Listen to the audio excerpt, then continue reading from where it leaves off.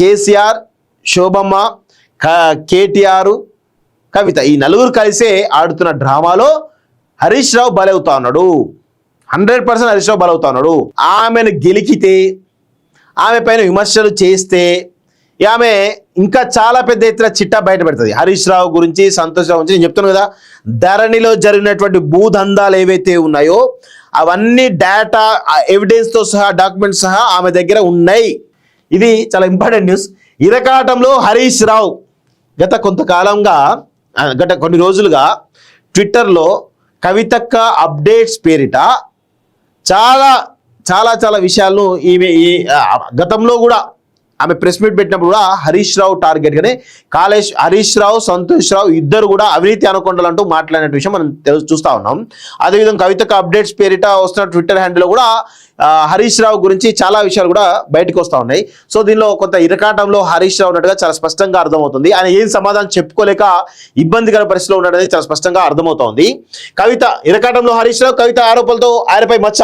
గతంలో కూడా చెప్పినాం, అంటే నేను గతంలో అసలు కవితను సస్పెండ్ చేస్తారా లేదా అనేది చెప్పినాం.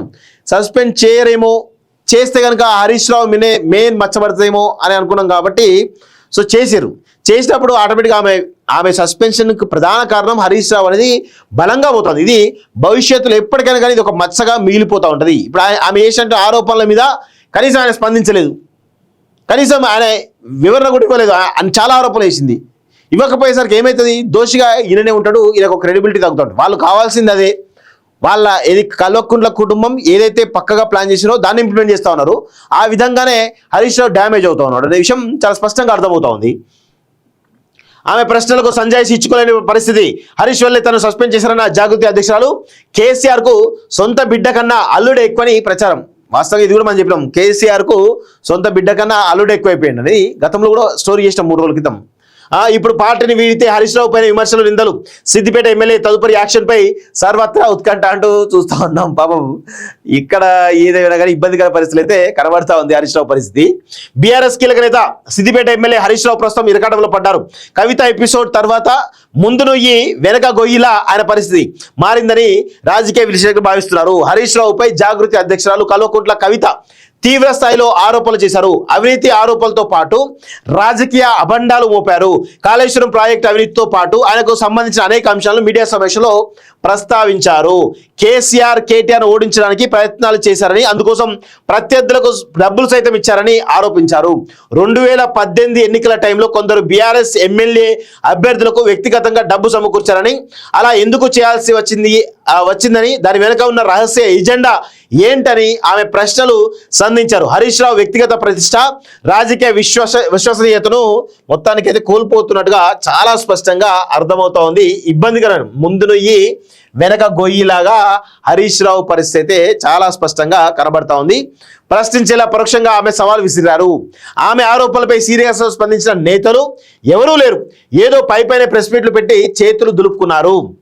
గట్టిగా మాట్లాడితే ఆమెపై చేసే విమర్శలు కేసీఆర్కు తగులుతాయనే భయం, ఆమె మళ్ళీ స్పందిస్తే ఇంకొన్ని విషయాలు బయట పెట్టొచ్చనే వారంతా భయపడుతున్నట్లు తెలుస్తూ ఉంది. 100% ఆమెను గెలికితే, ఆమె పైన విమర్శలు చేస్తే ఆమె ఇంకా చాలా పెద్ద ఎత్తున చిట్టా బయట పెడుతుంది. హరీష్ రావు గురించి, సంతోష్ రావు గురించి నేను చెప్తాను కదా, ధరణిలో జరిగినటువంటి భూదందాలు ఏవైతే ఉన్నాయో అవన్నీ డేటా, ఎవిడెన్స్తో సహా, డాక్యుమెంట్స్ సహా ఆమె దగ్గర ఉన్నాయి.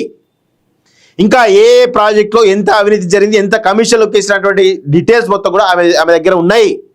అవన్నీ కూడా 100% ఆమె ఒక్కొక్కటిగా బయట పెడుతుంది. వీళ్ళ దాడిని బట్టి ఆమె ప్రతిదాడి ఉంటుంది. వెళ్ళలేని స్థితిలో హరీష్.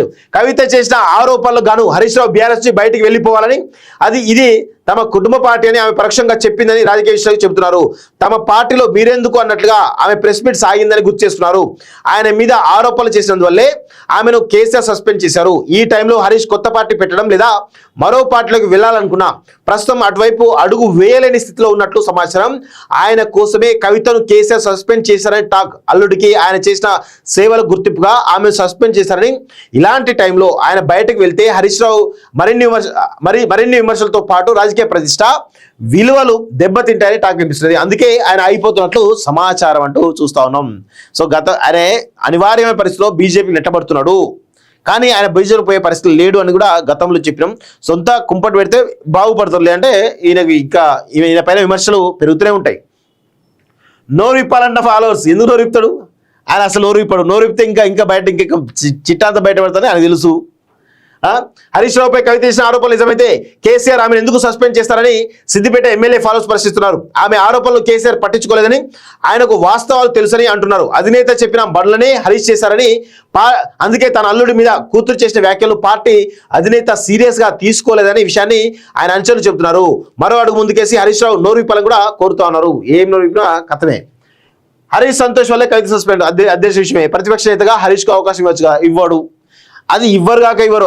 100% హరీష్ రావు తెలుసు నేను ఇందులో ఎప్పటికైనా కానీ సెకండ్ గ్రేడ్ నాయకుడిగానే ఉంటా తప్ప నాకు అవకాశాలు ఉండనే విషయం ఆయనకు తెలుసు. కాబట్టి ఆయన వివిధ ప్రయత్నాలు చేస్తూ దొరికిపోయాడు.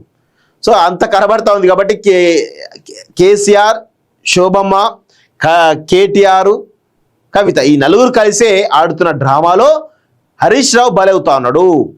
100% హరీష్ రావు బలవుతా ఉన్నాడు. అసలు మా కొడుకు బిడ్డను రాజకీయాల్లోకి తీసుకురాను అని కేసీఆర్ అన్నాడు. హరీష్ రావు మంత్రి అయిన తర్వాత 2004లో ఇమీడియట్గా కథం మంత్రి అయి కొంత షైనింగ్ రాగానే కేసీఆర్ యొక్క సతీమణి డైరెక్షన్లో ఇటు కేటీఆర్, ఆ కవిత ఇద్దరు ఊడిపడ్డారు. అది అందరూ తెలిసే విషయం, వాస్తవం. సో అప్పటి నుంచే ఆధిపత్య పోరు కొనసాగుతూ ఉంది. సో బొమ్మను లేక పొగబెడుతున్నట్టే కనబడతా ఉంది హరీష్ రావు యొక్క పరిస్థితి.